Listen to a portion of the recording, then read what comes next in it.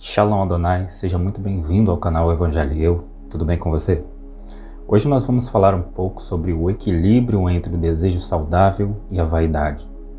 Quero iniciar lendo contigo Eclesiastes capítulo 1, verso 2, que diz assim: Ebel, Ebel, vaidade de vaidades, amar, correlet. Amar em hebraico significa dizer para si mesmo. Correlet significa o Eclesiastes, ou aquele que convoca uma assembleia, ou melhor traduzido, o pregador. E ele prossegue dizendo: Ebel, Ebel, vaidade de vaidades, Hakol, o todo ou tudo é, Rebel, vaidade. Para entender onde terminam os desejos saudáveis e começa a vaidade, é preciso entender antes de tudo que tudo é vaidade. Isto porque o pregador está avaliando o todo a partir de um olhar para o fim de todas as coisas, a consequência final do pecado, que é a morte.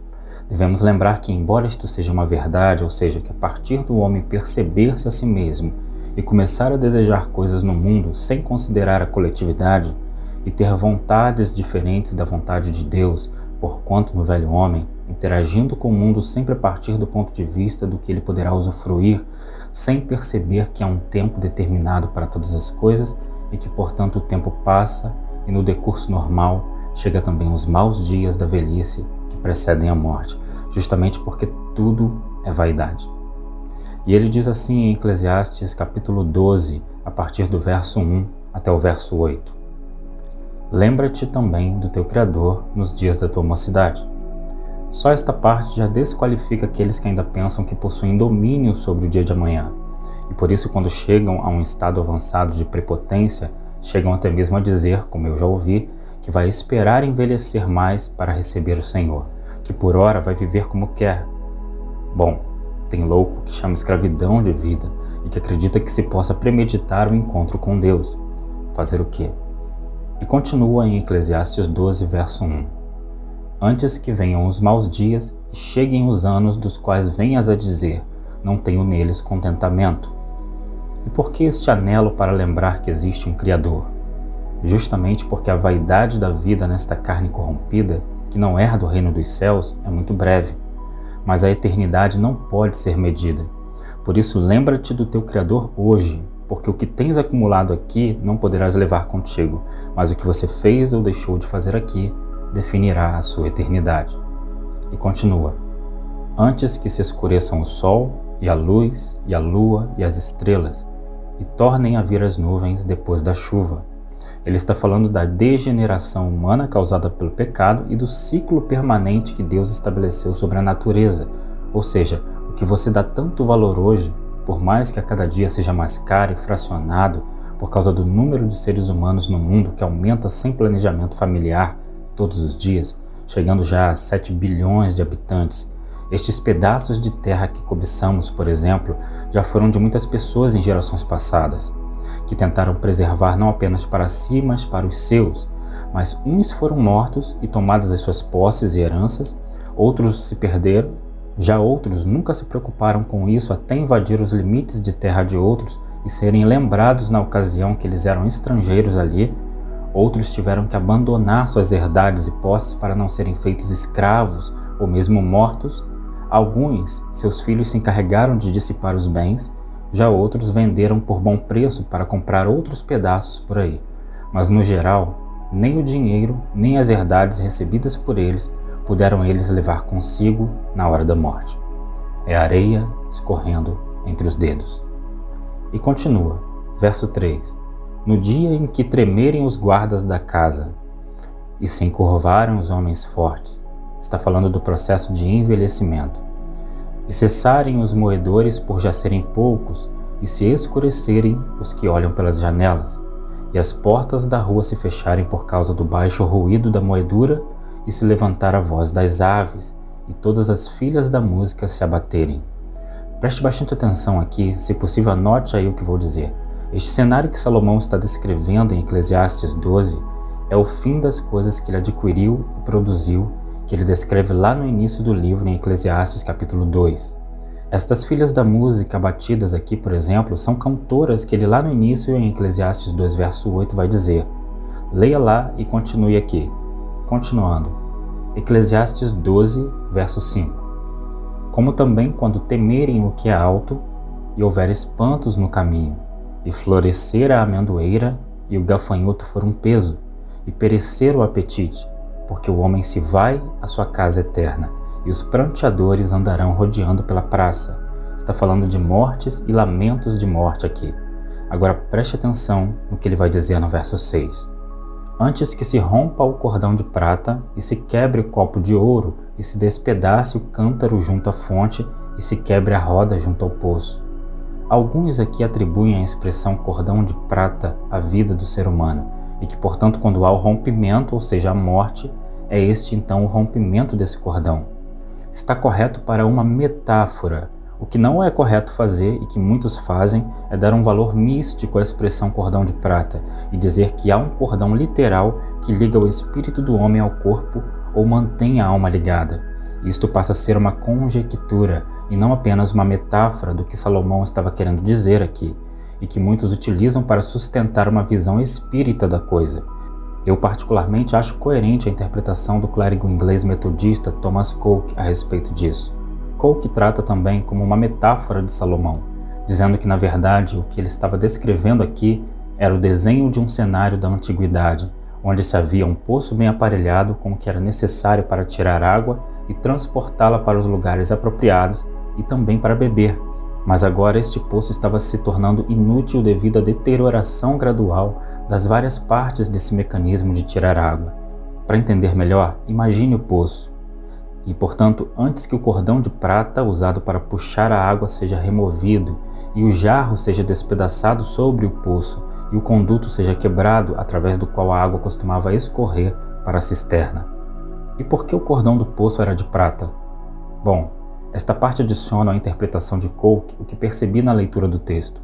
Salomão nos diz em Eclesiastes, no capítulo 2, verso 6, que ele havia feito lagos ou reservatórios em seus jardins. E a riqueza dos materiais de que foram ornados as várias partes do mecanismo de tirar água pode dar algum motivo para que a descrição em questão se refira a um mecanismo que ele havia feito para retirar água do poço e conduzi-la a um reservatório. Utensílios estes adornados de prata e ouro. Essas várias peças, quando na ordem correta, podem bem representar a metáfora do ser humano. E é claro, a desordem delas é uma imagem apropriada das perturbações pelas quais a constituição do nosso corpo é quebrada na velhice.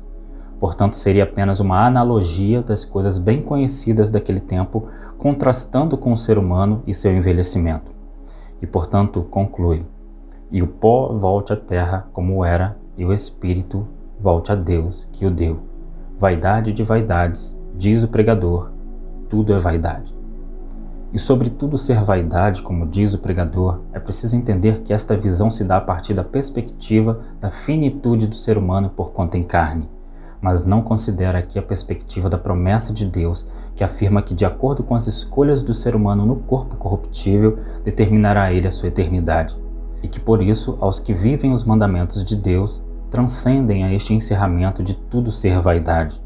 É preciso considerar, porém, que nós não apenas temos vaidades, como somos vaidade, e que, portanto, na carne só desejaremos vaidades. A boa notícia é que o Senhor nos ensina a usar das coisas do mundo sem pôr nelas a nossa dependência para estar felizes, satisfeitos, realizados, completos. Porque quando estas demais coisas assim chamadas por Cristo em Mateus 6,33 se tornam condicionantes para uma vida em abundância, então já nos tornamos escravos delas e, portanto, estamos vivendo na vaidade desse mundo citada por Salomão. A verdadeira vida em abundância é viver Deus em si mesmo e iluminar como um luzeiro no mundo, se tornando uma testemunha de Cristo. O apóstolo João, contudo, vai mais a fundo nessa questão ao citar 1 João capítulo 2, verso 16, que diz assim: porque tudo que há no mundo, a concupiscência da carne, a concupiscência dos olhos e a soberba da vida, não é do Pai, mas do mundo. E a palavra grega aqui utilizada para concupiscência é epitomia, desejo, anelo, anseio, desejo pelo que é proibido, luxúria. Portanto, o desejo da carne pelo que é proibido, que diz respeito ao comportamento reprovável como resposta, e também o desejo dos olhos pelo que é proibido, que é a vontade de possuir o que não é seu, ou aquilo que é reprovado por Deus, e a alazoneia da vida. Alazoneia é a palavra grega utilizada por ele no texto para soberba, e que quer dizer muito mais do que isso. Essa palavra traduz a futilidade, a arrogância de quem confia em seu próprio poder ou recursos. Denota também aquele que despreza e viola vergonhosamente a lei divina e os direitos humanos. E estou falando de direitos humanos de acordo com a lei de Deus. E esta palavra, epitomia, pode também denotar uma presunção ímpia e vazia, uma pretensão, aquele que confia na estabilidade das coisas terrestres. Isto tudo está contido em A Soberba da Vida, citado por João. Mas o que determina o que é proibido, o que é reprovado por Deus? Ora, tudo que contraria a lei de Deus, que se resume a amá-lo sobre todas as coisas, de todo o teu coração, de toda a tua alma, de todas as tuas forças e com toda a tua capacidade intelectual, ou seja, na medida em que você o conhece, você vai precisar deixar certas práticas e adquirir novos hábitos saudáveis aos olhos de Deus. Implica em decisões que vão avançando naturalmente à medida em que conhecemos a Deus e que, portanto, vamos enxergando a nossa própria condição miserável. E também considera a medida de amar ao próximo como a ti mesmo, ou seja, equiparar, equilibrar a medida entre ser humano e ser humano. É nisto que está o equilíbrio entre o que é um desejo saudável que brotou em nosso coração de uma vaidade que satisfaz a carne e que vem contra a lei de Deus, causando desequilíbrio entre ser humano e, portanto, alimentando a injustiça. O desejo saudável é pautado no amor que é fruto do Espírito, e sabemos que o verdadeiro amor não busca seus próprios interesses, conforme está escrito em 1 Coríntios 13, verso 5. Portanto, o amor pensa no bem coletivo. Daí surgem os desejos saudáveis, aquilo que adquirimos para servir não apenas aos nossos próprios interesses, mas sim aquilo que nos faz ser um canal de bênção também para outras vidas. Algumas pessoas se questionam por que Deus não as enriquece. Na verdade, em relação à maioria das pessoas, são poucos os homens na história a que Deus enriqueceu. Isto porque este não é o foco do Senhor, e é de uma minoria apenas que ele precisava para distribuir com justiça os recursos em circunstâncias especiais. Podemos tomar como exemplo José, que Deus tornou governador no Egito, um homem de muito prestígio e poder no Egito, para que pudesse alimentar o seu povo Israel e as outras nações ao redor. Hoje a Igreja Verdadeira de Cristo, ou seja, os que fazem a vontade do Pai, são amparados uns pelos outros, e com o pouco de muitos, todos podem ser supridos. Nem todos estão preparados para receber algo a que seus corações não se prenderiam, ao ponto de se perderem eternamente pela avareza de um breve tempo na carne. Mas não confunda estes poucos com aqueles que se enriquecem às custas do rebanho de Deus. Lembre-se que até das mãos do ímpio, Deus pode abençoar o seu povo. Para concluir, é importante ressaltar que nem sempre um desejo nosso, por mais que seja saudável, será atendido pelo Senhor. Nem sempre as nossas vontades acerca de nós mesmos têm correspondência com a vontade de Deus para nós. Lembre-se que Deus conhece todos os nossos limites, o que nós não conhecemos. E, portanto, se aquilo que pedimos Deus conceder, será motivo de festa, porque estaremos tendo a mesma visão do Senhor a respeito de nós mesmos. Mas se não se realizar, sendo um bem pensado no amor de Deus para o coletivo, não se preocupe. Apesar de não estarmos alcançando ainda a visão do Senhor a respeito de nós mesmos, o não do Senhor estará nos guardando de tropeçar no caminho.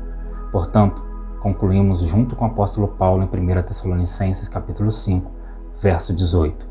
Em tudo dai graças, porque esta é a vontade de Deus em Cristo Jesus para convosco. Espero que este devocional tenha trazido luz ao seu entendimento e o Senhor te iluminará ainda mais na medida em que você o buscar. Continue a conhecê-lo, ouvindo e praticando a sua palavra. Muito obrigado por você ter assistido a este devocional. Se ficou alguma dúvida, assista novamente o vídeo acompanhando nas Escrituras e coloque aqui nos comentários para eu saber o que você entendeu e também suas dúvidas. Que o Eterno te abençoe hoje e sempre. Até o próximo vídeo. Shalom Adonai.